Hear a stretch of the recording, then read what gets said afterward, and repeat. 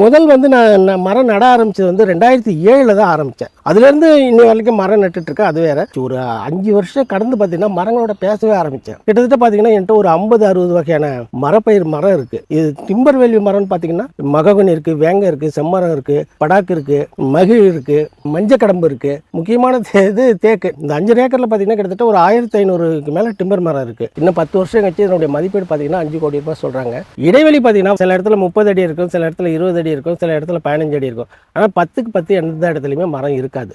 இப்போ ஒரு தேக்கு எடுத்துக்கிட்டிங்கன்னா ஒரு 25 வருஷமாவது இருக்கணும். அதுக்குள்ளே வெட்டினோம்னா நமக்கு அதுக்கான ஒரு விலை வந்து நமக்கு கிடைக்காது. நம்ம குடும்பத்துக்கான வாழ்வாதாரத்துக்கு ஒரு வருமானம் இருக்கணும். அப்போ இதுக்கு இந்த வருமானத்தை பெருக்கிறதுக்காக தான் முக்கியமாக நான் என்ன பண்ணேன்னா, ஊடு பயிர் என்ன பண்ணலாம், சரி நம்ம வந்து மிளகு வைக்கலான்னு சொல்கிறதுக்காக மிளகு ஆரம்பித்தேன். இப்போ போன வருஷத்துலேருந்து எங்களுக்கு வந்து ஈல்டு கிடச்சிது.